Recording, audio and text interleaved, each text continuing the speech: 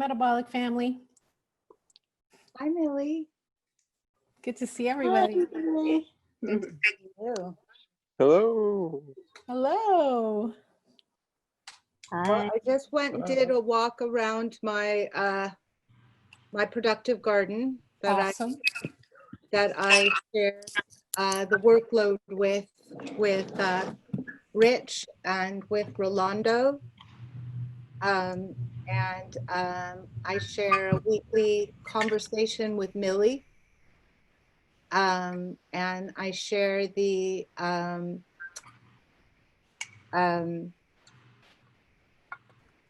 I share a lot of soil that's brought in from both my neighbors, from Kurt, who brings me horse manure, and from the Blattels, who give me oak branches and oak leaves. I've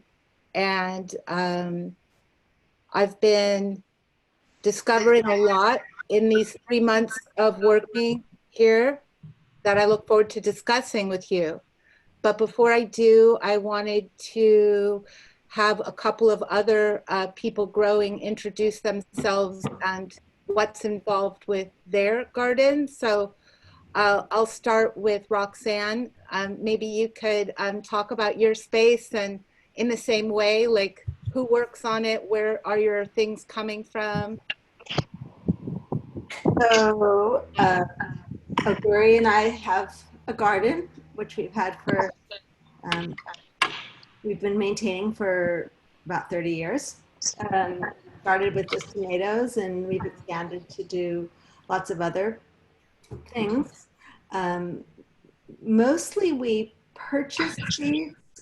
However, we do harvest some seeds and experiment, and we have a lot of volunteer plants, a lot of volunteer tomatoes. And sometimes they're great, and sometimes they're just not very productive. So over all these years, we've had different kinds of soils. Right now, we built this house about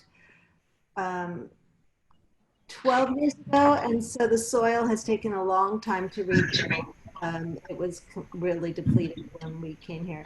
So we compost, and we this year planted a whole bunch of seedlings, maybe 200 or more, which we have brought down to the Metabolic studio, and many people have taken home. Some of the seeds were from Hashimoto's, the nursery on Sawtell, and some of the seeds were seeds that we've collected from our garden over the years.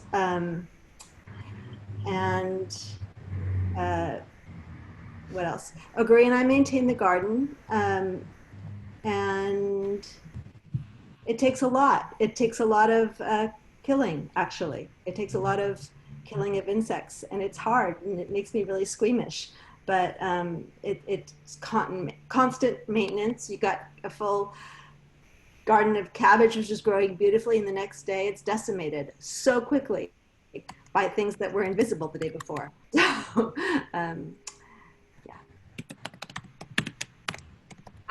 Thank you. Let's go over to Millie. Millie, why don't you tell us a little bit about your home garden that you know, in the same manner? How long have you been working it? Who works it, etc.? So we've had our garden for about 15 years. The moment we stepped into this house, we wanted to grow more vegetation. We're surrounded by a lot of open space in these hillsides. Unfortunately, the last 15 years, we're being encroached by a lot of the development. So same here. It took us a lot of killing of vegetable plants to really be able to find out what does well in this environment. Considering that we have, at the moment, maybe 30 to 40 foot tall mulberry trees. So we're also struggling with a lot of shade. So because we have a lot of shade, it took us a long time to really figure out what does well in specific areas in our garden. Also a learning curve. Even within the 5 years, we were trying to learn, or we actually were taught that it's not about feeding the plants, it's really about feeding the soil. If you have healthy soil, you'll eventually have healthy plants. So we had to really think about reconstructing the day-to-day here in the garden and really begin to feed the plants with compost that we were creating in our household, and then learning how to create compost tea to feed the soil, not the plants, which was really interesting to me because you think, if I'm going to eat these plants, I have to feed the plants. No, it's all about the soil. So yeah, major learning curve. But at one point, we were actually able to produce about 50% of what we ate when we were raw vegans for about a couple of years. So the garden really sustained us. It really empowered my husband and I to teach community, and it's been so rewarding, but again, a lot of work, a lot of work. It's a daily maintenance. You're constantly battling the vermin. I actually posted a picture this morning because we found some tomatoes on our vine already eaten up by vermin. So you have to come up with alternative, innovative ways to really combat, certain insects and mice and squirrels and, some wild habitat. But us too, we feel bad killing the insects. So a lot of times we'll capture them and we'll place them in the wild side of the other side of the property. Or right now that we don't really want to go into the pet stores to go shop, we feed them to our fish. Yeah. So this year, as you guys know, when we went into COVID, Eric and I rapidly started growing seeds. And a lot of those seeds come from our seed bank that we've been saving seed for the past 15 years. And we were able to grow a couple of hundred seedlings in which we were able to distribute to many of you guys that are currently growing some of those babies. Yeah. So mainly the people that work the garden is Eric and then myself. So when I have time, I try to spend as much time as early in the morning or as late as night as I can, or on the weekends. Thank you, Millie. Maya and Ryan, do you want to tell us a little bit about your experience in your garden? Yeah, totally. Can you hear me all right? Yep. I'm outside, and if my phone for some reason cuts out, it's because my phone has problems in it. We'll just turn off. But anyways, so this garden that we started, this is actually the first year that we used this space. We're at my parents' house in Vermont, and my parents have always had a garden, but it's like smaller and in their backyard. So Maya and I mean, I could just flip my camera around. You can kind of see it. We have a lot going on back here, but soil-wise, I mean, kind of lucky here in Vermont. The soil is mainly pretty awesome. We mend it with compost that we do here at the house, but also there's a really great composting system here around town that my dad has actually partook in with his restaurant. He's been donating or giving food scraps away, and the waste treatment place has this amazing compost facility that they mix with horse manure, and then they age it there. Then we can get it really, really cheap. So we kind of built up the soil that way. pH level I just did is about pH 7, which I take to be pretty good. I'm still learning more and more about that. But yeah, and the seeds that we got, we did a considerable amount of stuff from seed, like from grow lights probably back in March, or no, probably April. And then we bought seedlings from a farm I used to work at down the road. And all of the seeds, for the most part, other than some herbs, are sourced from about 15 miles down the road from us. There's a big seed bank there. So it does take a lot of work. It's all me and Maya that tend to the garden. As far as pests go, I mean, we built a big fence to keep out deer in large animals. But then as far as bugs, we're doing all right. I mean, sometimes we get, I forget what they're called, but it's some kind of weevil. It's like kind of like a sluggish caterpillar thing. They really like our lacinato kale, but our chickens really enjoy them. We feed them to our chickens. And then we get cucumber beetles, but we use something called Surround, which is a type of clay that we put on our plants, that bugs just really don't like, and they just won't land on it, but it's all organic stuff. So but that's pretty much it. And we've been donating our food to various different food banks and places around here. Thank you, Ryan. If somebody, everybody should be on mute unless you're talking, because I'm hearing somebody's keyboard and it's affecting the sound. So if you can just mute yourself when you're not talking, that'll be great.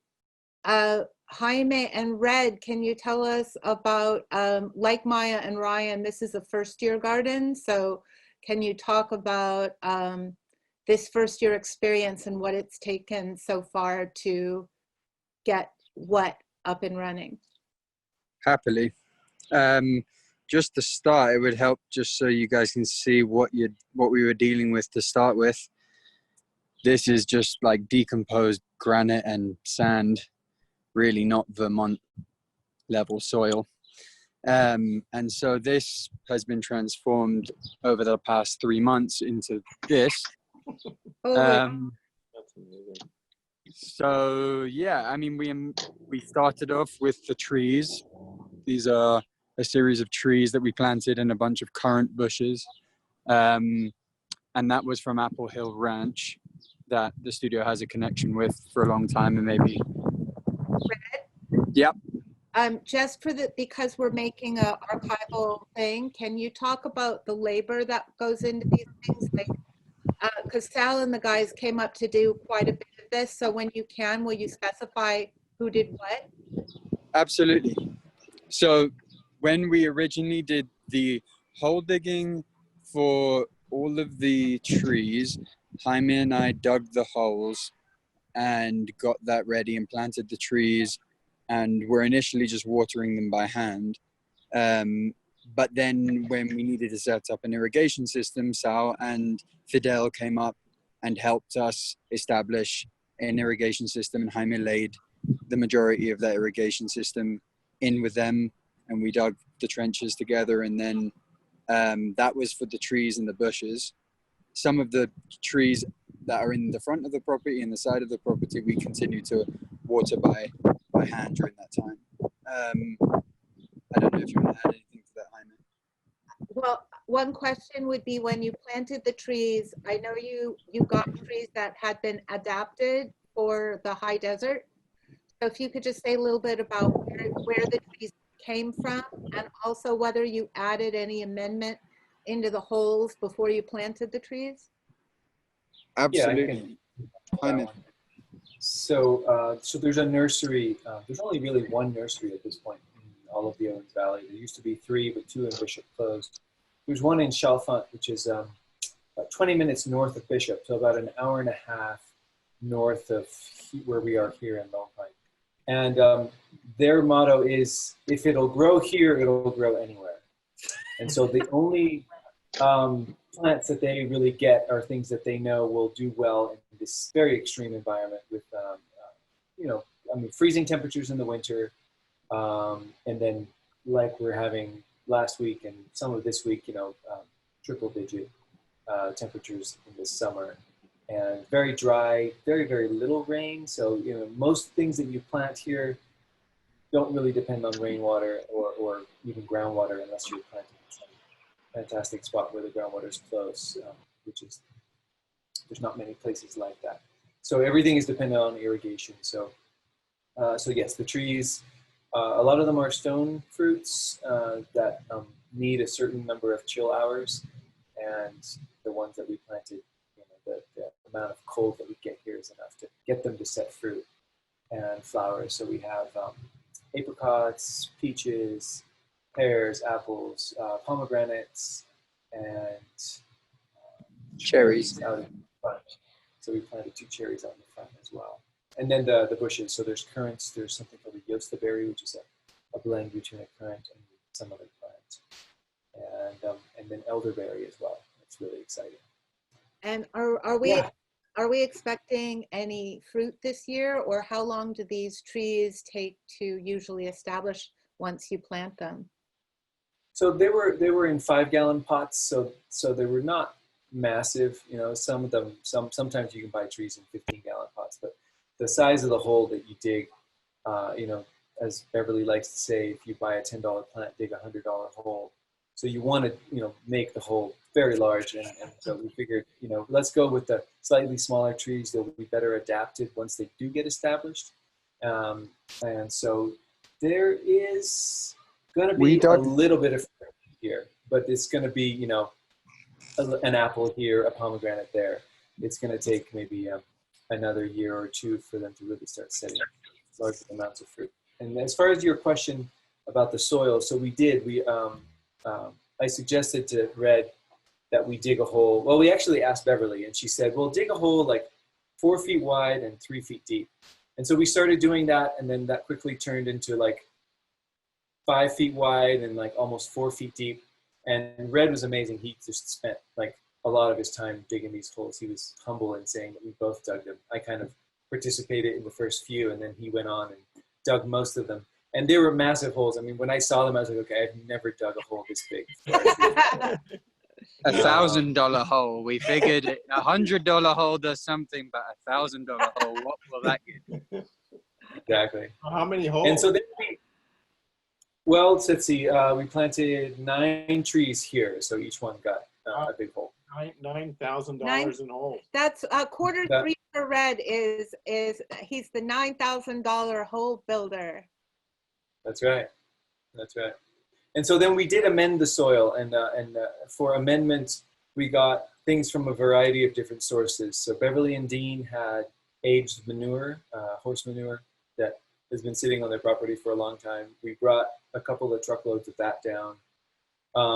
We picked up soil. Oh, when we ordered the trees from Chalfant, they also sell amendment. And so we ordered a number of bags of organic amendment from them that we kind of sprinkled in, along with some worm castings that also went in. And we amended the hole pretty deep. And after that, I think it was actually Red that was talking to, was it your mom, Red, that asked about putting amendment deep underground and whether that would make sense or not. And so the question is still out there about whether putting amendment deep in your hole makes a lot of sense, because there's the potential for that material to go anaerobic and then to produce kinds of nitrates or nutrients that maybe wouldn't be beneficial to the plant. So that's a question mark that it would be great if anybody else on this conversation had thoughts about. Okay, so just to intervene, can Millie, can you write the questions that come up on the chat bar so we can come back to them as a group for discussion? So that question of, does it make sense to put amendment deep into a hole given the tendency for things deep down to get anaerobic? Right. Yeah. And then the thing to add to that is that, you know, in our situation where we have extremely sandy soils, the likelihood of the soil being waterlogged for any extent of time is pretty small. Like when you put water on, you can put a large amount of water and it all drains into the soil and then pretty much away. And so that's something to add to that. It's like, my hope is at least that if that were to happen in very wet soils, which I could totally see, that in the soils that we have, that it might not be as much of an issue. But all of them are looking and doing really, really well. So they've grown significantly. We've done some weeding, of course. You know, I mean, we make a perfect environment with amendment and water that they get. They get water every 2 days right now, or 3 days actually. In the beginning, it was 2 days, and we switched it to 3. So any other seed that's in there, it just is like, you know, super happy to colonize that disturbed soil. So we do quite a bit of weeding. Some of that has been of plants that are edible. So when we've weeded out edible plants, we eat them, which is cool. And yeah, that's pretty much the trees. And then of course there's the whole rest of the garden, which we can talk about. Red's walking Yeah. around. Oh, showing. yeah. Talk. Can you? While Red walks around, do you want to talk about it, Jaime or Red together?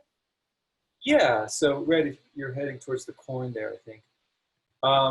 So we decided to plant in large beds rather than mounds. And most of my experience planting corn, both when I was doing it in Guatemala in the 90s, the early 2000s, and when I planted with Not a Cornfield, my personal experience of planting corn, even at Not a Cornfield, was in mounds that were separated by some distance, and then you had these distinct kind of little volcanoes, which were super cool and made for a really nice landscape.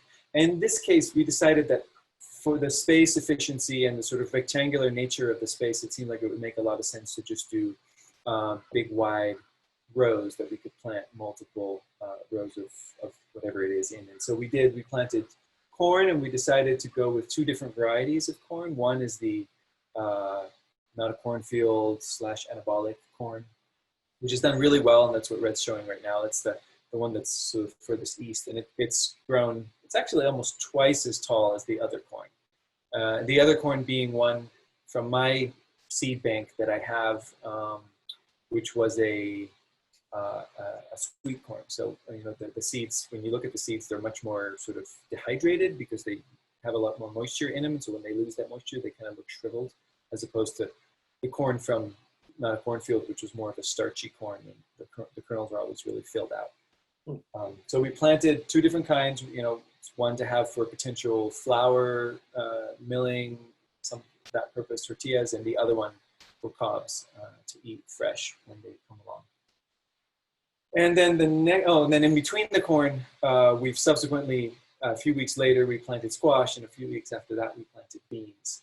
So it's pretty densely planted. I don't know, for people that have grown corn before, often you would plant things maybe with more space in between, and kind of debated whether to do that or not. And I talked to Beverly about it. She also thought that, you know, just keeping it dense will allow for good pollination, because it's a pretty small area, and corn is a wind pollinated crop, and so it needs the pollen from the male tassels need to fall onto the female parts, which end up then becoming the cob. And if you don't have enough of that, or if they're not close enough together, then you can get sort of partially fertilized cobs, which is a bummer to see, and not what we want. So we're going to go with a pretty dense thing and just give it plenty of water and give it plenty of nutrient, which will be the next thing. At some point, we're going to have to acquire more soil and kind of build up these beds a little bit more. So, since corn is a very heavy feeder, it needs quite a bit of nutrient. So the next plot over actually is our amaranth, and that, I believe, is amaranth from Quachalum, right, Red? I think so. Yeah. So the amaranth came from Quachalum. It's been grown in the Owens Valley before, because Quachalum has come up and actually done plantings in Bishop, I believe, at the Bishop tribe. And it's interesting, we're getting a huge difference between the east side of our bed and the west side of our bed. And we're not sure what that's about. And it's similar to the corn, but the corn is two different varieties, so you could just easily say, well, the west side is the fresh corn, or the sort of sweet corn, and the other one is the starchy corn, and so they're different, so they have different growth rates. That's normal. But on the amaranth, it's all the same seed, but the west side is much, much smaller. And I think it's going to catch up eventually. I think it's just taking its time. But we did plant also pretty densely. We planted like 1 foot on center along drip lines. So the irrigation system that we installed for the entire garden at Sal's recommendation was one that's actually pretty much the same as what's in the inside of the Satya garden at the Moon. So it has the brown drip lines that have an opening every foot. And so every foot there's water that comes out. I think it's like a gallon an hour. And that's how we irrigate the whole thing. So the amaranth is also planted 1 foot on center, and the seeds are tiny. So when you sprinkle them, many fall in. And so most of them have more than one plant. And at some point, we're going to have to thin it out. probably today. We're going to start thinning it out and trying it to see what we can make out of it, since I've never eaten fresh almond for at least I made some last night and it's really tasty. So good excuse to weed. So those are the two sort of big, I guess, grain crops in a sense. You know, that's our starch and our grain, our carbohydrates in this garden. And then on the other side of the footpath, we made 5 beds, and we planted tomatoes and peppers, and those came from Apple Hill Ranch. We went over there to visit, and it turns out he had seedlings that he was willing to sell us for like $1 a piece.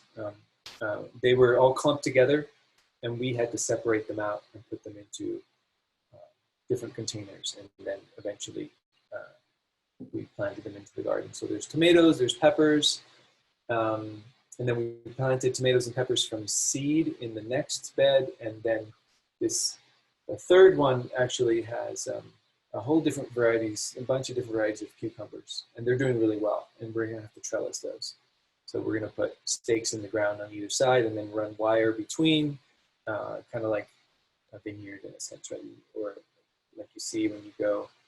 I always loved, it's funny, you mentioned, Lauren, the other day you showed an image of chayote, and that's like, my memory of chayote is going down to the Pacific coast of Guatemala and seeing these huge like canopies of chayote where they grow pretty high actually, and then all the chayotes hang underneath. Yeah, I guess that's a major crop down there. So then our next beds have watermelon, just 3 sort of just pretty far spaced apart because they get really big, and the in between spaces made up of basil and then a Malabar spinach, which is not a proper spinach, but it's a plant that kind of has a leaf that you could use as spinach, and it's well adapted to hot climates. Regular spinach wouldn't be able to do well here. So Malabar spinach, it's really beautiful, and so eventually we're going to have to put tomato cages or some sort of structure to hold up the plants around the tomatoes, but also around the Malabar spinach because it likes to grow up high. And then the last bed has melons and parsley and cilantro that we planted, but the cilantro never came up. So that was like, of all the things that we put in the ground as seed, the cilantro was the only thing that didn't come up. And I don't think that would have been a heat thing. I'm thinking it's probably just age of the seed, because my stash of seeds is of all different years, and many of them are 10 years old or whatever. So some of them lose their body. What's red touching? Is that not cilantro? That's parsley. Oh, okay.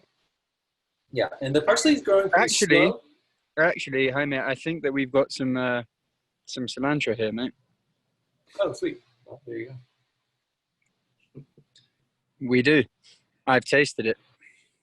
Okay, so maybe it's the other way around. Maybe it's the cilantro that came up and the parsley that did. Because we did 1 row of each. We don't have parsley, we have cilantro. Well, I'll take cilantro over parsley. Hey, Jaime, did you put a water meter on the line? Oh, that's good. No, we haven't. It's very easy to do though, and I do have. So the watering is a very regular thing, so it would be easy to count back. Yeah, let's. I think that would be a really good thing to know for our studio house, because it becomes part of our budget. Yep, absolutely. We will do that. Well, you're going to be probably the most intensive of all the watering going on. So right now we're at in the beginning, when the seeds were just in the ground and we needed to keep the soil wet the entire time, we were watering 4 times a day, and it was 5 minutes 4 times a day. Wow, really? And so every single little dripper, which normally puts out a gallon an hour, was putting out water for 5 minutes. So a small amount, I guess that's 1/20th of a gallon. Is that 1/20th? No, 1/12th of a gallon. Let's say 1/10 of a gallon. Every 4 times a day. So there you go.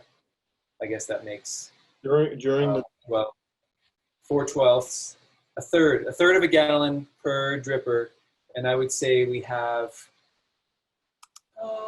let's see, 1, 2, 3, 4, 8 times 25 is 200 plus, let's say we have 400 drippers in total, and we're putting what do we say, a third? So 100 and something gallons per day is what was going on in the beginning. And then now we've changed it a little bit. And so rather than it being watered I guess it was every 6 hours, now it's being watered twice a day. So 6 a.m. and 6 p.m. and it's 15 minutes. So in total, they are getting more water, but it's spaced out over 2 waterings instead of 4 waterings. So, and then we might at some point switch to a single watering just in the morning and a large amount, because you kind of want those roots to follow the water deeper and deeper. But at the same time, we don't want the surface to get really dry either. So, because a lot of the roots are in the surface and most of our amendment is in the surface. So it's kind of trying to find that balance. So that's why you didn't bury the drip line at all, was to keep the surface wet? Correct, yeah, because it's such sandy soil, yeah.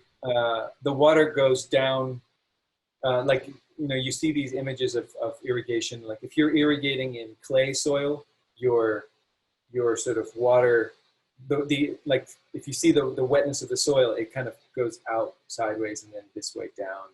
Yeah. Because the clay sucks the water sideways. In sandy soil, it goes like almost straight down. And so we needed to put the irrigation as high as possible. And from time to time, we give it a hand watering just to kind of get that soil in between the drippers to not like be completely dry all the time. But for the most part, it's just relying on the drip system, and it's doing really well. I mean, the plants have not looked stressed for water the whole time. And we've had really hot weather, like 103. Jaime, are you guys using mulch? So some of the amendment that we added was more on the mulch side of things than on the sort of compost side of things. So in that sense, yes, there is quite a bit of mulchy material in there, but we didn't do like a dedicated layer of mulch at the top. Why not? Why wouldn't you do something like to prevent evaporation? Yeah, it would be nice. I mean, I think at some point we're actually going to have to add more soil to the whole thing as well, because that'll be our nutrients will come in our soil, and so we're probably going to have to do that, and then we could cap it with mulch. It's all about getting the material mulch for you. Say that again? That's so good at digging holes, you could probably start making mulch now. You know, if we had a little chipper, that would be pretty sweet. Yeah, make our own mulch. Okay, so thank you. That's a great report, and we'll come back around with some questions later, but I wanted to move over to Millie and Farmlab to talk about the last 3-month exercise on the Satyagara circle, the ex-willow circle, and what it's taken to get that to grow food and how that's going, and the irrigation and the soil and the water issues that we've had there. So maybe you guys can pick up that one. Definitely, I'll start and then we can pass it on to the other farm labbers. So the Satya Garden, as you all know, was initiated with our conversation with Vandana Shiva, and which sparked us to really consider growing food during these uncertain times. So we decided to remove the willow from the center of that circle, fill it, and use compost that had been produced in the Anabolic over a month by one of our colleagues named Rolando. And he was able to produce such beautiful compost that, again, we have to go back and give context to where that compost is coming from. We are sharing raw materials from Topanga with the studio as well. So combining that biomass with food waste that we had developed over the months, but also had partnered with LA Compost. When we went into COVID, we initiated Rolando to produce this amazing compost. So that compost was then used in the Satya Garden. There were mounds built on the outside of the circle which we had already known were already successful from our previous growths in the anabolic by growing corn and also growing the fabas. And then we decided to actually do row crops in the center. So when you guys see the live stream, when we invite you guys to participate in viewing us while we're growing food, like on a full moon, you'll notice there's like 2 little houses in the center of that circle. Well, inside of that circle, we actually realized that it was getting way too much water. So both Lee and I, and you can jump in, Lee, if you like, we went with a water meter and we tested the soil specifically in that center. And unfortunately, both sections were waterlogged. So we began to question, well, what's going on, right? So we dug holes and we smelled the soil and it was fully anaerobic. So then we began to hypothesize, well, what's underneath that rich soil? Could it be clay? Is it waterlogged? Is it too much water? So we determined that the bottom portion of that garden is waterlogged because there's a lot of clay. So you can actually see the difference. And if you don't mind, I'm going to share this. You can actually see the difference between the outside of the circle versus the inside of the circle. So this is the center. I don't know if you guys can see my pointer, but this is the center of the circle. And on the outside, you'll see it is lush, it is vibrant, it is fertile. We are seeing already beans. We're already seeing lots of zucchini growing. And mind you guys, this was only planted on May 7th, less than 2 months ago. So those of you that are really like enthusiastic about growing food, start with squash, start with corn, start with sunflowers, maybe 1 tomato. And look, in less than 2 months, you guys can produce some really nice food.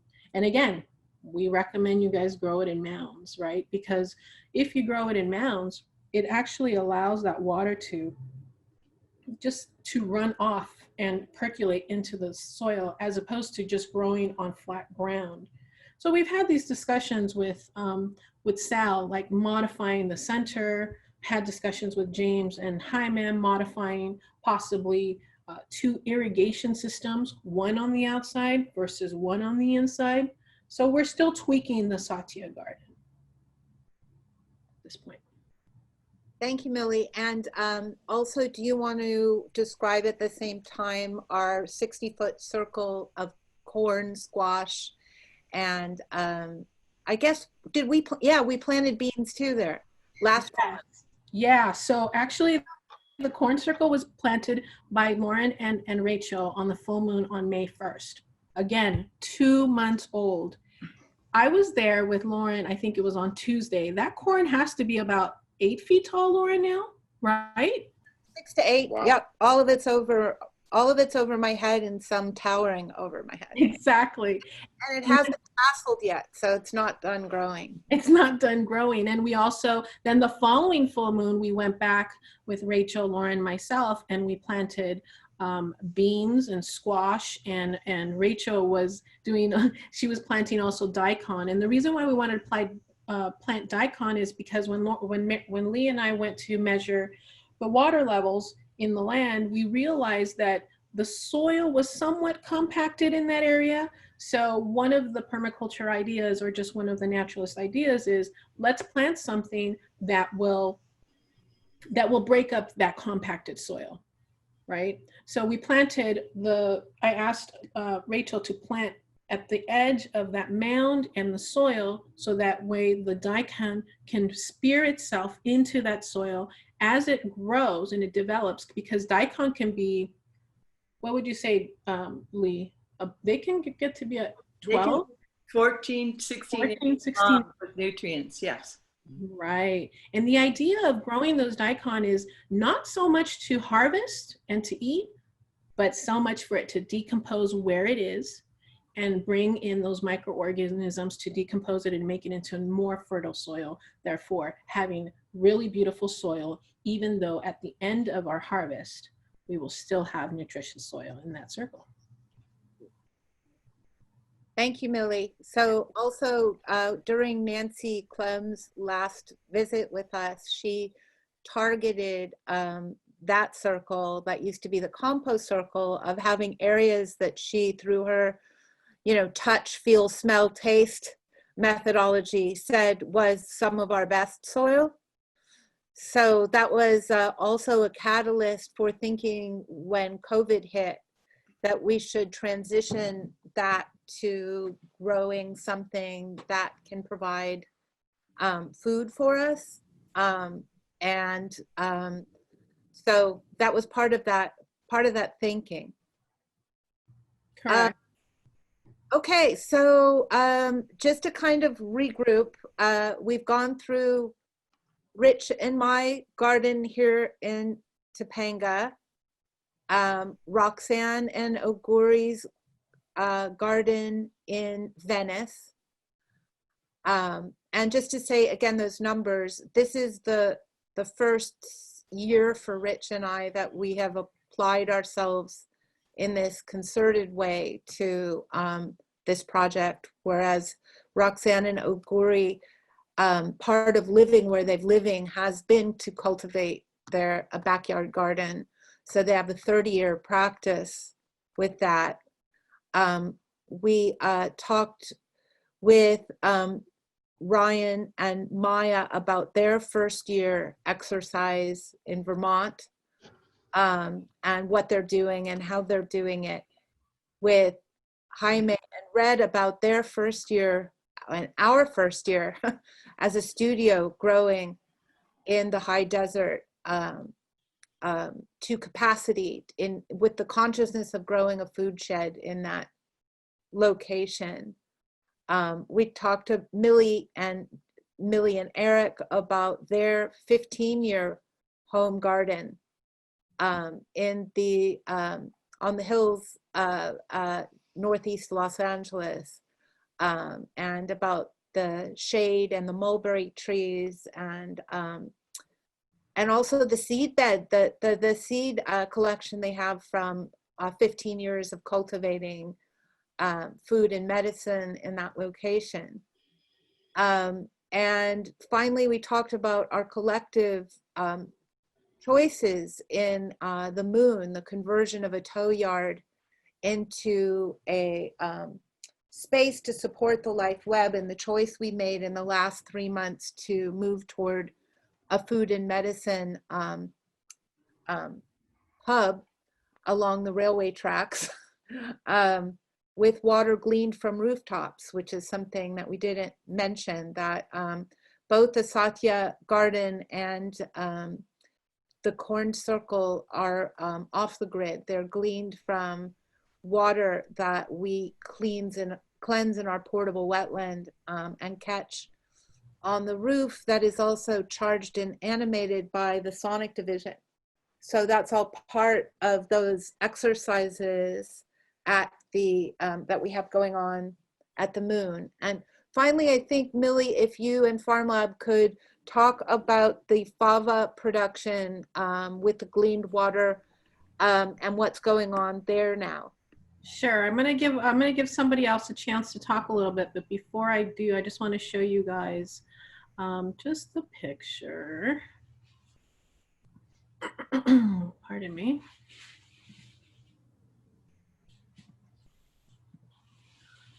So the fava garden was super successful, as many of you guys came by to pick up from us, curbside pickup, and we were able to distribute 443 pounds of favas.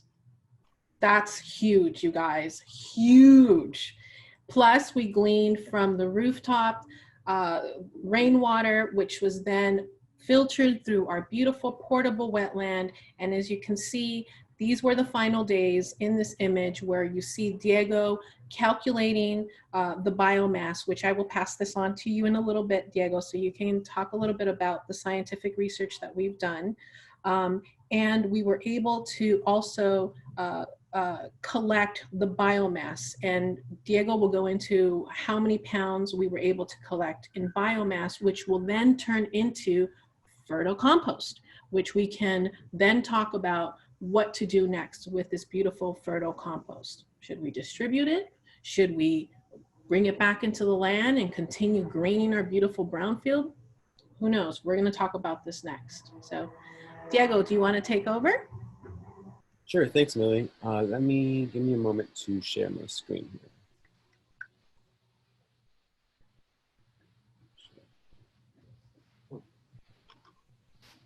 So also just a side note, it seems like every time I'm presenting, there's construction happening at my house. So if you hear things, I apologize in advance. And also feel free, if you have any comments or questions, to interject throughout this short little presentation.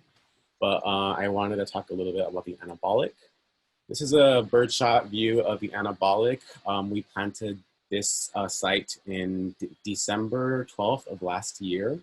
There were about 130 mounds, and we planted 3 to 5 seeds in each mound, totaling to about 408 plants that fully matured. Our first harvest occurred on May 13th, and that continued up to May 29, and we were able to harvest about 443 pounds of fresh fava beans. I wanted to compare this to other sort of peer-reviewed studies about fava bean productivity.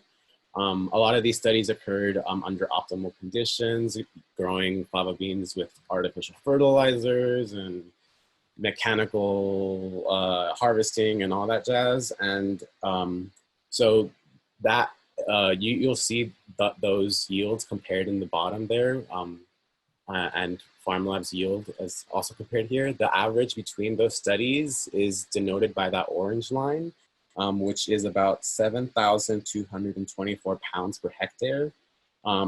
Our yield, comparing our yield with that is 7,298 pounds per hectare. So we're slightly above average compared to all these other peer-reviewed studies regarding fava bean productivity. In addition to the fresh fava bean harvests, we also managed to harvest a lot of dry seed from the fava beans.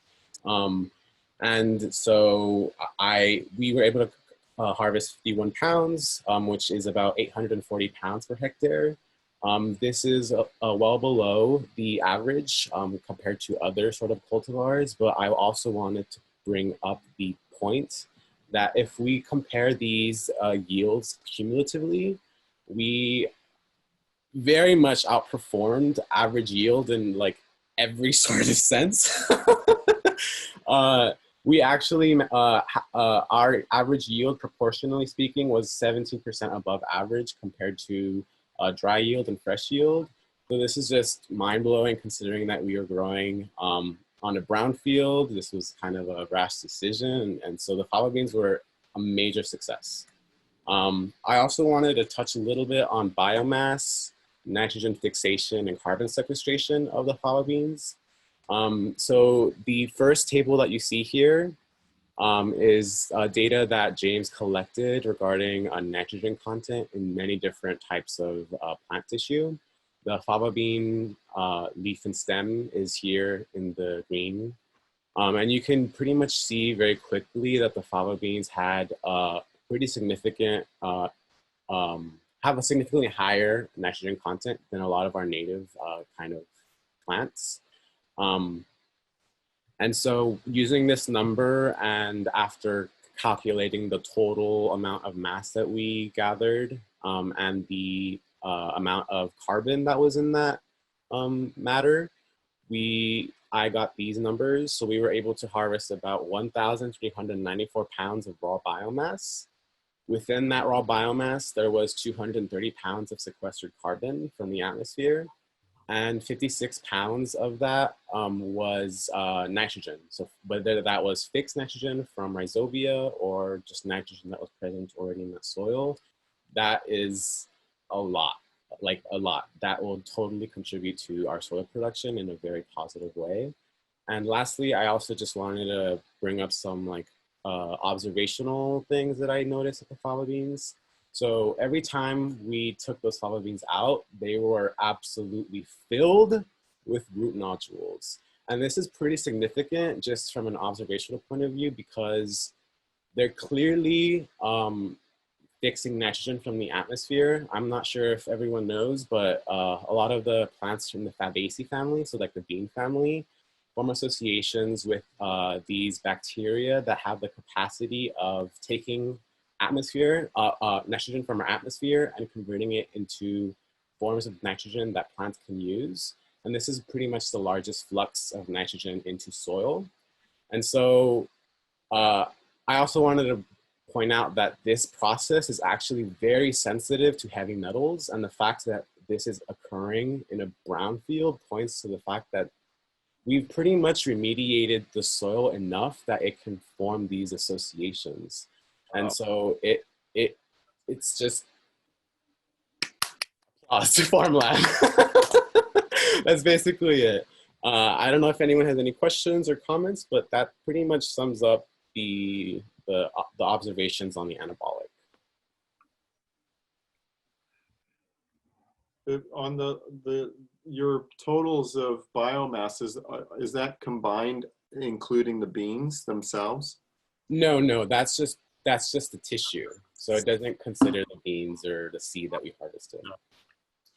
So at some point when you're pulling all that out and it goes in to be turned into compost, the nodules that are sequestering the nitrogen, how much of the nitrogen actually goes into the soil before you pull all that out? Or is that a situation that you, when you turn it into compost, that the nitrogen then will be added back into the soil at a later date? Yeah. So it's a little bit of both. So the nodules are what are essentially providing nitrogen to the plant. That nitrogen is already like sequestered in the tissue itself. So once it decomposes, that nitrogen will be available for any other plant to take up. When we were harvesting the biomass, we actually left a huge chunk of the root system into the mounds in the anabolic. So a lot of those root nodules are still in the ground. But the majority of that nitrogen isn't only present in the root nodules, it's throughout the whole plant tissue. Right. So wherever that tissue ends up is where the nitrogen is. I don't know if that answers your question. Yeah. Also in the dry beans versus the beans that were harvested for food, what's the differentiation between the two? Like, is it a certain bean that dries out, or do you leave the beans to dry? Yeah. So it's the same bean. The dry seed was just the fava beans that we left to mature on the vine, and we just did that to sort of, if we want to continue growing fava beans in the future, we have that stock to keep replenishing, and we do this kind of experiment again. I only distinguished them in this kind of study because for the most part, when people grow fava beans, they either grow fava beans only for fresh fava beans, or they only grow it for dry fava beans, because you can consume both. Yeah. So in order to have an accurate representation of how well our fava beans did, I had to consider both and put them together. I don't know if that makes any sense. Well, in those studies, the studies that you were comparing it to, those were studies where they either grew them for seed or they grew them for food, correct? Exactly. That's why there's two different data sets going in. In a way, that estimate of how many pounds you saved for seed is sort of arbitrary in that you make that decision. Yeah. If we wanted to, we could have just saved all of it for seed, and that data for the dry seed would have been substantially higher. But that's just what we were able to glean from those finds. That amount of pounds of seed that you saved, how many plants will that produce? More than what you grew? Yeah, that's the question for Millie. How many pounds of seed did you buy? I actually just bought half a pound of seed. What? Yeah. I bought half a pound of seed, and it wasn't even for growing. I was going to consume it, but we came around and we're like, we need favas, and I couldn't order them online. They weren't available. And so I just went to the East LA local market in Mercadito for self-consumption. We germinated them. They germinated at 100%. And we're like, let's just use them. Wow, really? Yeah. Wow. Yeah. So the seeds that you saved from this harvest is way more than you need to grow that amount back again. Absolutely, absolutely. In fact, we're thinking of talking about possibly using some of that for consumption or saving it for an emergency situation. Like we have an emergency shipping container where we have dry goods in case there was an apocalyptic situation. We will have our own fava seed saved in there in case anybody needs protein. Hmm.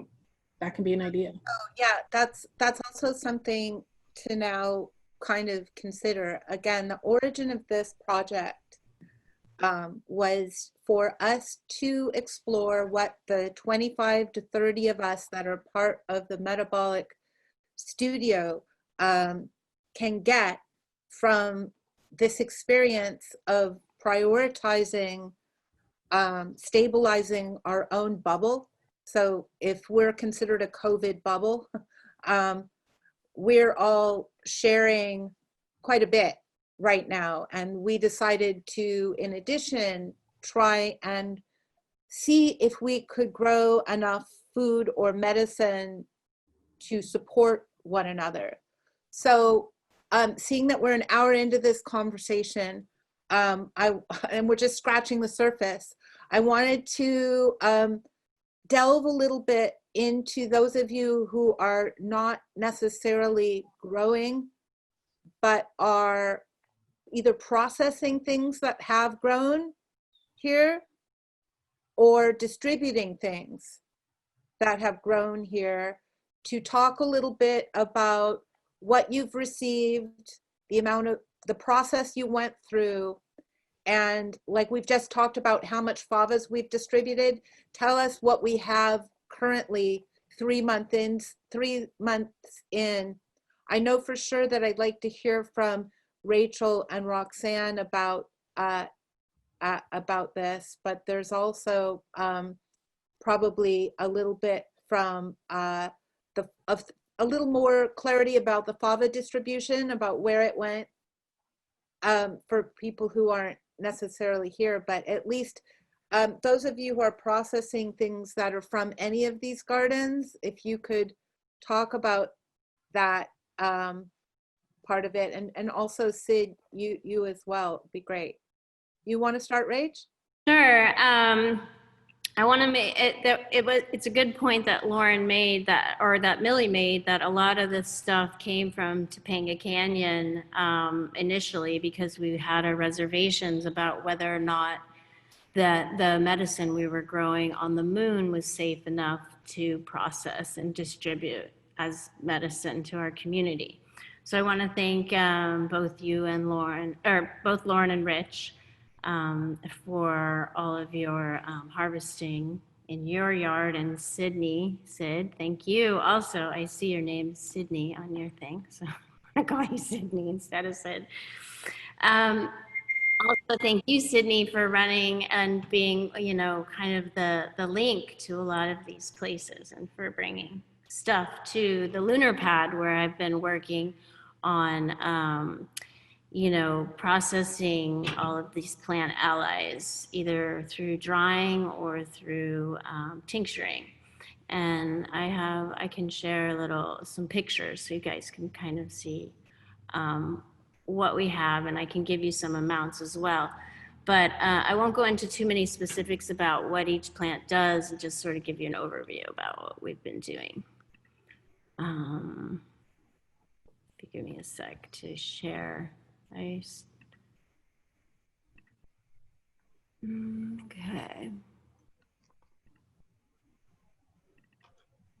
Can you guys see that? Are you seeing my page? Yes, we do. Okay. So you can see we've set up a little drying room in a shipping container, and this is some images of feverfew from Topanga being processed for drying for tea. And this is some of the rose that was being processed. And maybe Syd, you want to pick it up and talk a little bit about your kitchen experiment here and producing some of this rose water. Yeah, it was a real pleasure to be a part of it. So thank you, Lauren, and everyone else for allowing me to be part of the process. I would go to, Lauren and I had a system, a no contact system, and pick it up. And I have this huge stock pot for whatever reason that I've accumulated over the years. And so I used that and washed the petals, dried, spinned them in a salad spinner to make sure they had everything off of them, and then put them in the stock pot and then placed a bowl inside of that and weighted it down. And I used distilled water so all the contaminants and minerals would be removed. And essentially what you're seeing there in the jars is what came out of that. It's about 6 to 8 hours per gallon, I would say.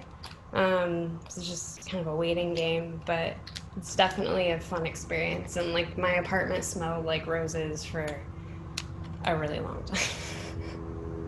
Yeah, I mean, processing this stuff is pretty labor intensive in terms of washing and drying, and but it's also very meditative and it's been very healing. So I've been happy to do it as well.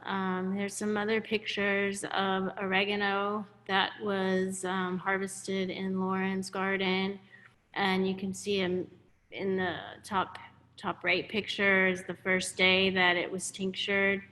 And in the bottom left, you can see once the plant matter starts to settle. And this is for future salve making. So we've already strained this and processed this oregano oil, and we have was 2 gallons of oregano oil. Here's some of the other dried herbs that are, there's mallow, feverfew, loquat, oregano, and the white black sage from the moon. So, and I have numbers. I can also give you guys a little bit of. Sorry, Rach. Yeah. Rach, I wanted to know what the oregano is soaking in, and I said olive oil. Is that right? Yeah, correct. It's all of the oil tinctures I did in olive oil, and those the oregano oil can be used as a tincture orally, or it can be used in cooking, or it could be used topically. But most of the time we're going, the intention is to take the oils and turn them into salve, and each oil, the plant matter has to sit in that oil. It needs to be shaken every day, and then it is strained 6 weeks later. And all of the medicinal properties in that plant is then imbibed and imbued in that oil, which is then used into a salve for topical use. So some of the numbers we have are feverfew, we have 3/4 of a pound. Dried rose, we have a 1/2 pound. Mallow, from Topanga, these are all from Topanga. We have 4 ounces. Mallow dried root, we have 3 pounds, also from Topanga. Topanga Canyon lemon balm, 12 ounces. And that's used as a tea, in cooking, and topically in a bath or a soak. We have from Mount Washington loquat, only a few ounces. Loquat oil, which is also a salve which is being tinctured to turn into a salve and can be used topically. So we use the loquat leaf to make that oil.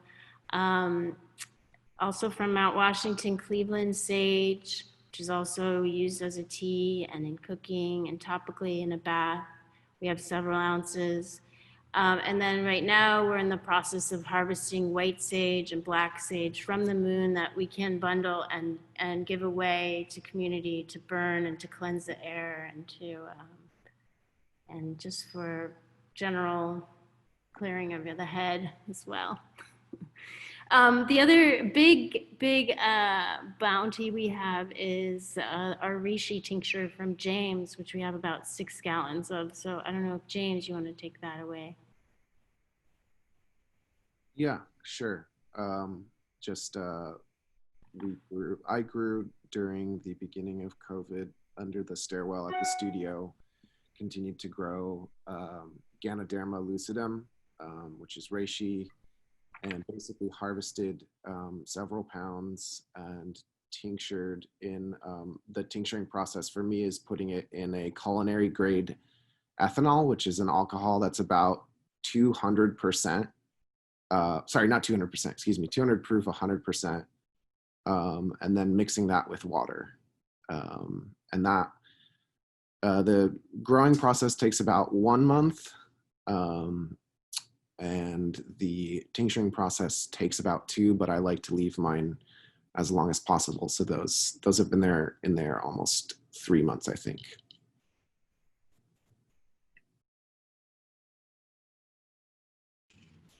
Maybe I should jump in just about my process with the, so pretty much at the beginning, I got lots of lemon balm to process here. And it was all in our stairwells, and, you know, first involved washing it, drying it, and of course not drying in the sun, which shade drying. And I threaded it and hung it all in my stairwells everywhere in the house. And it was a lot. And everybody said, oh, she's a witch up there. She's doing all this with herbs. And then once it was dried, I tried making some tea with it, and it wasn't very good. So I think it's called Melissa also, and it's really good mixed with mint. And I wrapped it beautifully and found that all of this that took a lot of space in my house was just a little over a pound worth of lemon balm. But it was a very healing process to make it and process it, and just to think that people can enjoy it. I think it's best mixed with mint. It's not so flavorful on its own, or like Rachel said, in a bath. Yeah. Thanks, Roxanne.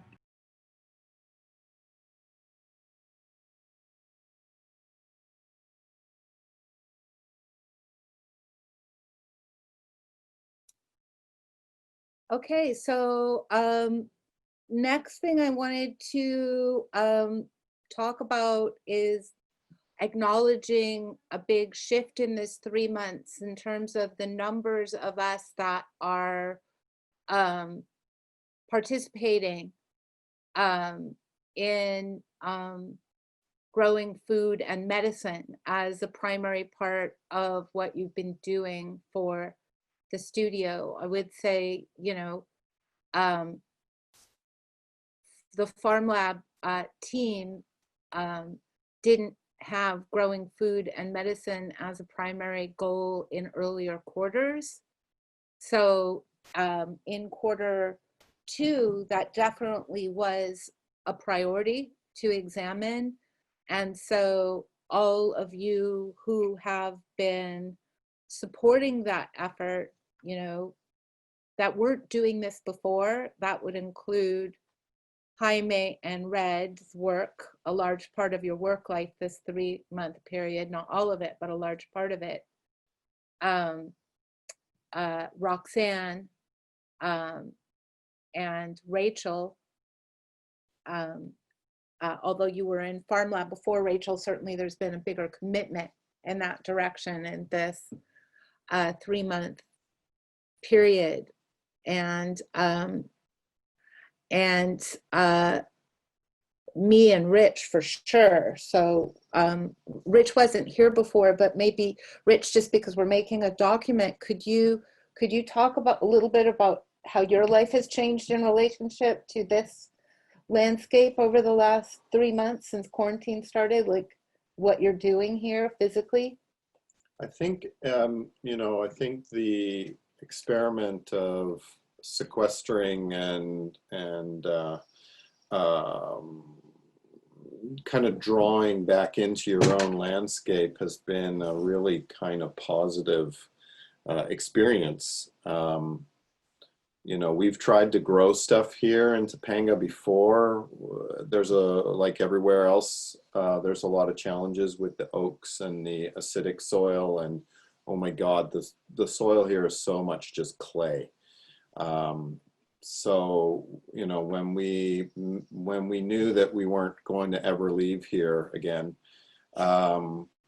I started to dig holes so that we could amend areas. Lauren had her eye on a couple of places that were probably going to be the best for growing food, both in terms of our enjoyment of it and their location with the house, so that they can be observed, and of course sun. The oaks produce a ton of shade, so like most trees produce a ton of shade. So we had a bunch of fruit trees that we saved years back that never produced fruit, and I took a certain amount of enjoyment chopping a few of them down and making firewood and other things out of them, hugel material, and then all the leaves and the branches then went into compost and hugel material. And we produced 2 decent beds, first year beds to grow things in. We amended the soil with manure from the neighbors, and then our own compost that we have been working on, and then Rolando has been assisting with. And then the material from the fallen oak tree as well, both using it for adding to the amendment, but also as on the surface for moisture, retaining moisture. We put in irrigation system in 2 of the beds, and then planted them, and stuff started growing in some cases, and in other cases nothing grew. It's been a fantastic experiment to see what works and what doesn't work, how much light we really need to grow. You can grow things in partial sunlight, but you won't get any fruit, or you won't get any, you know, of the material that we're looking for, which is stuff that we can eat. And then in other cases, we have gotten a lot. We've done a lot of stuff in pots, and those are really successful, especially lettuces that we've been growing up on the upper balcony that we eat immediately. You know, we've made kind of a bit of a fantastic lifeboat here. So, you know, I think given another period of time to continue to improve the soil, maybe make a little bit more room for sunlight to get in, I think we can actually probably start to produce more food than we do produce. The one thing that we do produce a lot and pretty successfully is compost and amended soil. So that's a big part of the process. And that's a mixture of struggle and anxiety and muscle, and then also some real good results due to all the Amazon packages we've got. We've been adding a lot of cardboard. So it's been you know, it's brought back a lot of fantastic memories for me. I gardened a lot with my father. I gardened a lot on my own in Canada. So doing it again has been very rewarding. I really like digging holes. I really like shovels and blisters and things like that. So that's been real positive for Tell them for about us. breaking up the soil out there. Yeah, we there's a section for those of you that have been here that the kind of the manicured part of the garden that was put in years ago had become like concrete, and it had, I hate jade plants, so it had jade plants in it, and I've always wanted to see them moved. So we dug all that up, and the soil was so distressed and it was so hard. I wouldn't even call it soil. You know, it was compacted dirt with almost no life in it. And we dug that up and tilled it, and we will plant some. I think you're going to put potatoes and corn. I think we're going for daikon. Oh, daikon. You know, the potatoes, we grow potatoes here. They grow like weeds. So my vote is potatoes. I hate potatoes, so unless we make French fries out of them. But I like watching them grow, and I like watching other people eat them. So I'm happy to grill them for you when you come over. Yeah, you'll have to come because otherwise I'm going to eat them all, which is not good. Yeah, you can't pop them and make popped potato corn. So, and some bees moved in too. So we have a hive in one of the oaks. The oaks are doing really well. They're beautiful. Most of the native plants that have been planted, I cannot believe how much material you guys were able to harvest in the beginning, like the feverfew and everything that has gone into. I didn't even know you were harvesting the oregano, which also does grow like a weed here. So, and all the weeds that you have taken and turned them into something. So that's pretty amazing. It really has been kind of eye-opening. So, yeah, work. A lot of work. Okay. Is anybody else growing or processing at home that I don't know about, and or can those of you who have picked up seedlings as part of this idea of, you know, has anybody who's not growing felt supported directly as a result of the studio growing food? And if so, can you talk about that? Because I haven't had any feedback, and it would be good to know how that's working for those of you who aren't growing or don't have land, or, you know, tell me about what you've been able to do because of this. I would like to talk about my mini garden, if you want. I think that's the first time in 10 years that I've taken up container gardening. I had lost the ability to work with containers because for me, containers garden. With COVID, I mean, I had to relearn a lot of things and you know, have new challenges. And I actually learned a lot through growing in a small space that's not mine. It's a common entry of a building. And I've seen things that worked beyond expectation at the studio. And then I saw counter examples. So for me, it was more a learning experience. I wasn't able to grow much or to contribute much. But I did learn a lot about what works in small containers. I was sharing with Lee the fact that things that were thriving in the studio because they were working together as a community of plants and biodiversity were not doing well. And all of a sudden I realized how much diversity was important because when things grow in smaller containers in a very you know, concrete environment, they just don't do well. And this is something I had forgotten because I took things for granted, especially at the studio. I mean, we had such, you know, beautiful bounties. So yeah, COVID for me was a great eye opener, and I've since taken seeds at the studio, and my goal now is to grow as much as I can on the worst environment possible. Because I know it is. If we can grow things in a brownfield, why not in a concrete courtyard? So that's the next step for me. That's it. Thank you, Mish. How are you watering your container gardens, and are you using hugel in the courtyard on concrete? So what I do is that because I hate wasting water, so every time I use water to wash my my coffee cup, or I don't use detergent, I use hot water.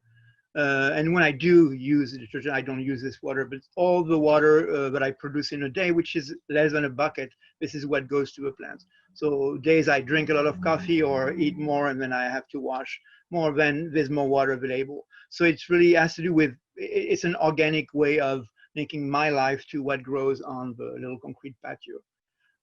So it's very reduced. So I really have to give whatever I have available to whatever plant. If the plant is not doing well and it's too stressed, then I will give it water. If it's doing okay, I'll leave it alone. So for me, it's sort of thinking differently about experiments. I have very little resources, and this is what the plants are going to get. So minimum resources and minimum input on my part. And what grow will grow. Excellent. That's really, really important feedback. And also what you probably choose to buy, you probably think about how it's going to give back to those gardens, like the production of, Yes, yes. The production of nutrients for the things that need to grow would probably be yes, yes. Thank you. Yeah. Does anybody else have something to share on what you've gotten from us growing, or seeds you've collected and how they're doing, or just any feedback?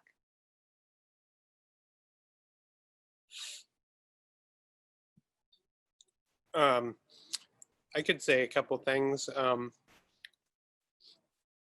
I guess I just wanted to thank you and Farmlab for, I mean, it's been such a great experience through this pandemic. As you all will probably remember, I started off this pandemic with getting extremely sick and being in the emergency room with what we now think may have been COVID. We're not sure until the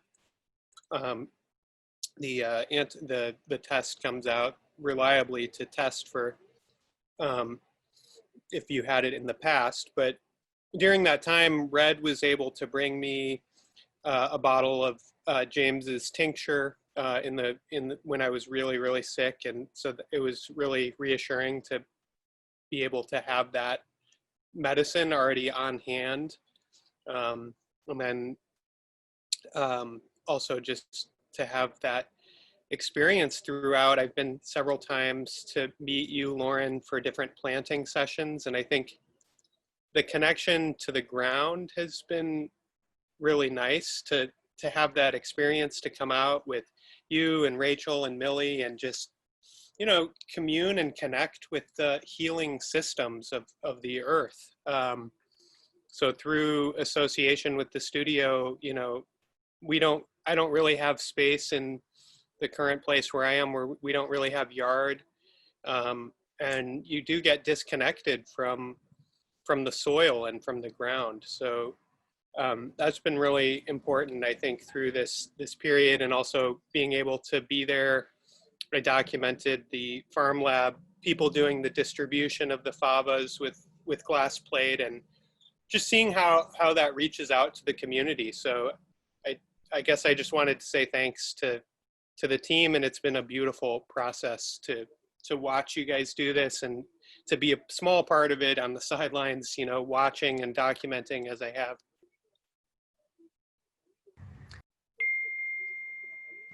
Thank you, Tristan. I'd just like to say thanks to Farmlab, and that just being able to see the different sites that people are planning and kind of what's coming of it. I mean, really in short order is really inspiring, and not having any sort of space to grow anything myself. I've just got a very sort of interior existence at my place. It's really inspiring to see, and it kind of like it feeds that desire to connect in some way and find a way to bring plant life. I forge a connection to plant life on my own. I'm eyeing like very, very tiny nooks and crannies to figure out some way to have plants somewhere around me. And just receiving the fava bean packets, the presentation being wrapped in the cloths and with the flowers is it's a beautiful thing. And it's not just, you know, receiving a ration, but it's totally, you know, part of a whole effort that it's a beautiful gestural project that is really meaningful. So I've it almost makes like preparing and cooking and eating the favas or whatever it is sort of a ritual that is very connecting. You know, not being able to grow stuff myself, it is connecting to one's food and the earth through that. So I really appreciate it. Thank you, Phil. Okay, so start to bring this salon to closure. John, I don't know if you're able to, you might be not able to, but could you read the chat bar? There was an interesting line of discussion about various community food orgs and nonprofits that may be something we can consider for our tinctures and salves and rose water and things that we have produced as a result of our efforts as a studio. It'd be great to contribute them to existing orgs that are distributing medicine in particular, in our case, to communities. Could you read some of those suggestions? Sure. If not, maybe Bees could do it if you've got kids running around. No, I'm good. Sorry, I'm trying to filter through. So we have, so I think the first one that was suggested was, Bees, you'll have to help me with this one. Is Suma everything? Oh, Summa everything? Suma everything. Yeah. And Bees Road has been distributing organic food boxes to Black families in Watts, South Central, and Crenshaw Dairy Mart is distributing art kits in the same communities.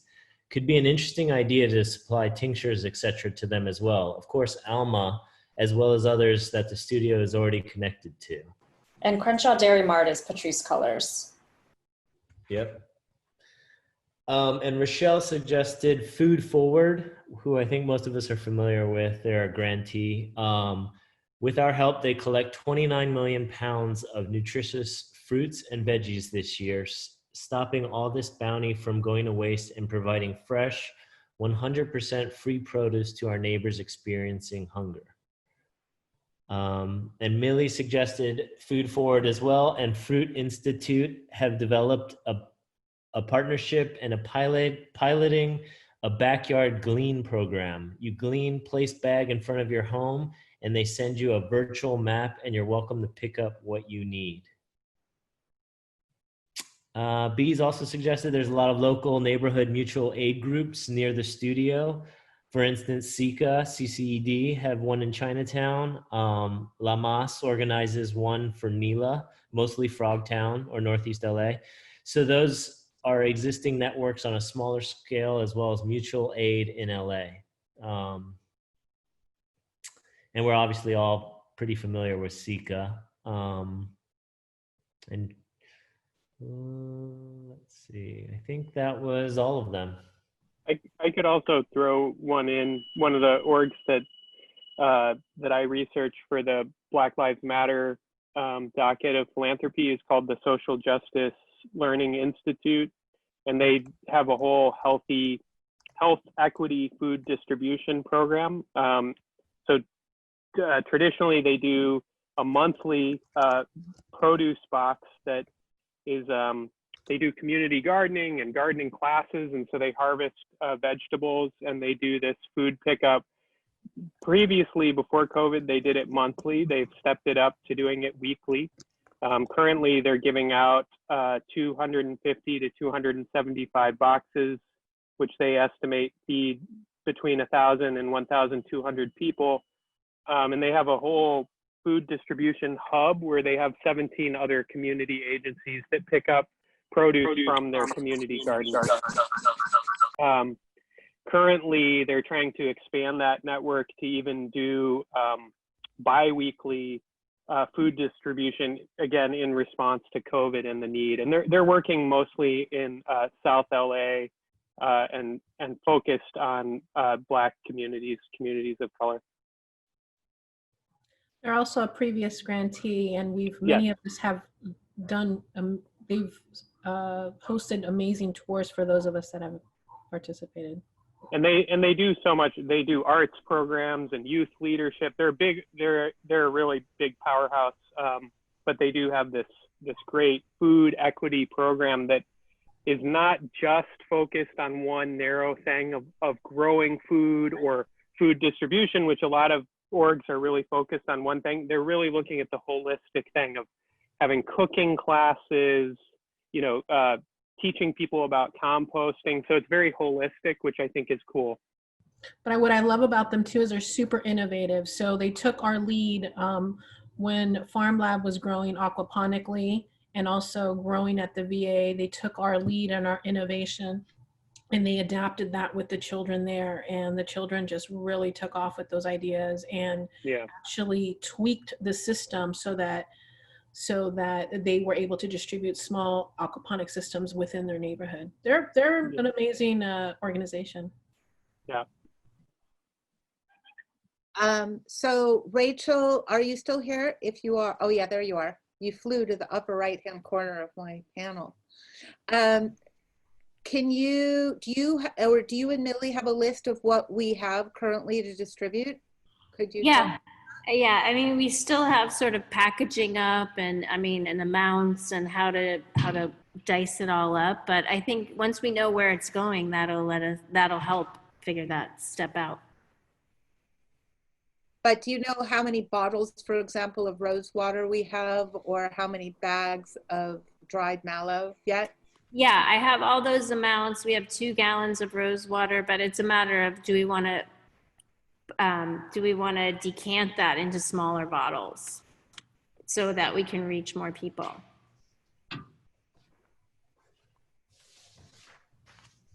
Okay, so just I would say in sort of Q3, I would say what I'm hearing loud and clear is that this 3-month Q2 period has really upgraded our professional knowledge collectively about growing food and medicine. This is, for example, the first conversation we've ever had together. In all these years that we've been growing, we've never actually got together to talk about what we're growing and how it's going. So again, these in-house salons that we're doing, I think are effective in making us aware of what we're doing and how it's affecting us. So just on a social practice level and on a community, a working community that of people who are trying to be conscious of each other's needs during this time of crisis, that we're talking at all about sharing our resources and that we have things to give away that we're not using. So for example, with FAVAs, a lot of people in this community collected FAVAs, but with the tinctures and the rose water and the dried medicine, so far nobody has asked for it. So it seems like the best outcome of those things is to contribute them to orgs that people are going to already for that, since we don't really want to necessarily add another thing to do on our list. Like if we had an online store or something, that's a lot of work, a lot of, processing of things, getting it mailed out, that I don't think we need to do. So, so it seems like good, especially since I have tons of stuff to harvest today, more lemon balm and all of that. It's good. I'm motivated to do it if I know it's going to help somebody. I'm not motivated to do it if it's just going to sit somewhere. So that it's also helpful to hear about that. Also, probably for the water that we're using, us growing vegetable crops on the moon does not seem to be labor intensive so far. I think there's probably a better use of that water on that site, but the trees that we're growing, probably good use of the water on that site. So that's also something that you know, I think that Farmlab next week should maybe think about transforming the Satya garden now that it's so wet. You know, it's still anaerobic and it's still too wet. Rather than trying to salvage the crops, it might be worth thinking moving into the hotter parts of the summer, whether there's a better use. And in that regard, I'd love to talk to James and Diego about some of the floodplain hugels that we're going to start, and whether some of that wetter soil can be used to catalyze hugel mounds mixed with logs and other debris that we can make those floodplain hugels out of. So maybe we can have that conversation as I sort of set the targets for quarter three and quarter four. And also, I would really love to get a recommendation from Bees and John and Millie and anybody else who wants to, about where we should distribute our, you know, like, I would take your recommendations to heart if we can prioritize that next week so that we can make some outreach and make that happen. I would feel really encouraged by that, also because it's an important end statement for our philanthropy, right? That we're using philanthropic dollars to produce things that we're contributing to nonprofits that are giving things away, rather than just having it sit on shelves or calling it an art product or something, which doesn't seem to make a lot of sense given that we're a practice. And it's the way of transforming privilege into something distributable that will help. So I think let's try and focus on that next week so that we can make some decisions. And of course, anybody who has something to say, maybe we can do one of those great Google spreadsheets that Bees does so well. And people can add that to our all-in meeting on Monday. Maybe it can pass around and we can make a decision and start moving some products. And as Rachel said, considering the right size of something is also an important part of that. You know, like, what do we do with rose water? I have a whole bunch of new roses here, but I'm not inclined to do anything, although I saw Syd go, yes, yes, yes. Skincare. Until, you know, we know, like, it can be used for something, you know. Hey, Tristan, did we ever do that experiment with the rose water and developing? Yeah, we were making rose water developer. Yeah. Does it work? Yeah, we were getting good results. It's like the flower developer that we were doing.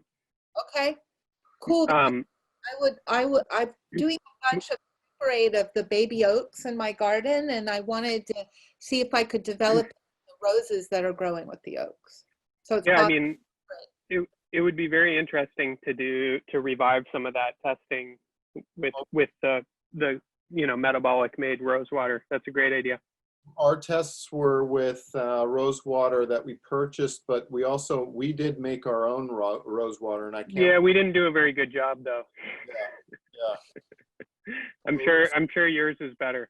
Yeah, I'm sure they're much more potent as a developer.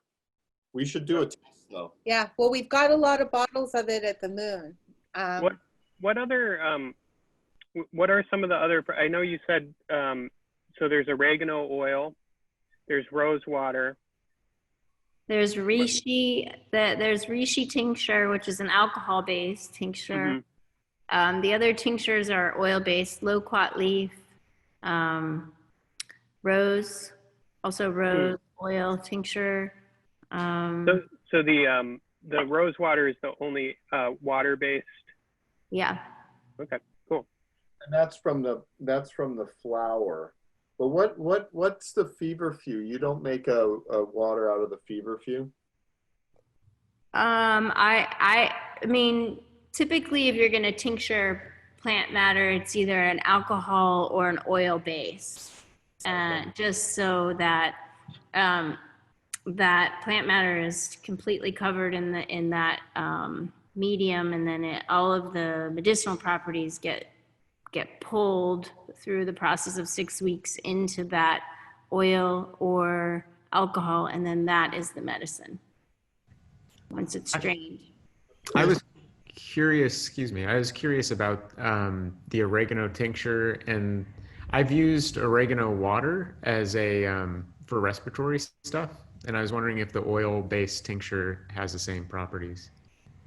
Yeah, it is good for lungs, so we'll definitely get you some of that. But yeah, you can put it you can take it orally, or you can put a couple drops in water.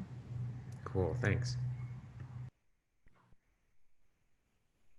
Okay, well, I think that brings us to the close of the internal salon conversation in our little network. Although we haven't really discussed what the challenges are in the gardens, but I'm mindful that we've already been going for it's almost 3 o'clock, so we've been going for 2.5 hours. So there's been a lot to talk about, and I'm very thankful that we've had this time to process these experiences together. Can optics pick up the rosewater discussion tomorrow? Yeah. And if anyone, Tristan, Phil, Rich, you need rose water, it's in the refrigerator here at the Black Building. Yeah, I know where it is. Okay, terrific. Lee, do you have anything you want to add?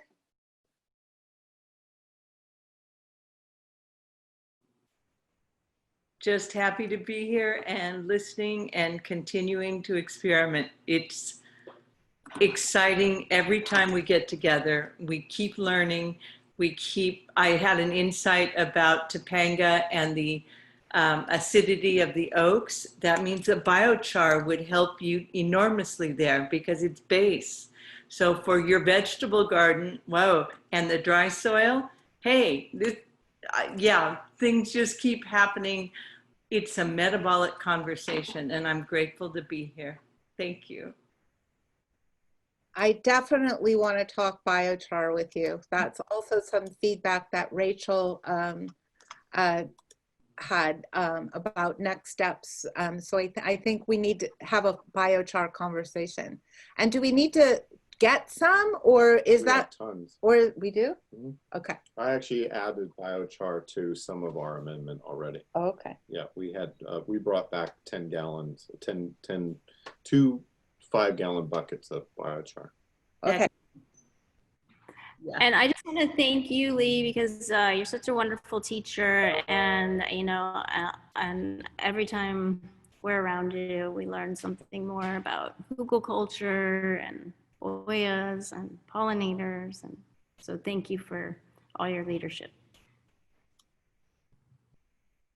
Is anybody growing a black tea? A black what? Black tea. Is it possible to grow a black tea in California? Yeah, it's just camellia. Camellia. Camellia sinensis. Be good if we had someone grow some. Well, we can get some. Yeah. There's a great camellia nursery in Altadena called Nuccio's. They're famous for their camellias. We could certainly get some from them. Because we're making kombucha here. Oh. So it'd be great to not use English breakfast tea. I will talk with them.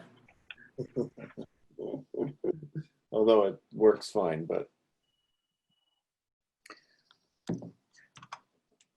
All right, everybody, stay safe out there. Happy full moon on Saturday. Happy imagining that we can be independent 4th of July. And thank you for today. This was a really helpful document of the last quarter, and look forward to talking to you guys on Monday about Q3 and the targets that I hope we can continue to co-create together.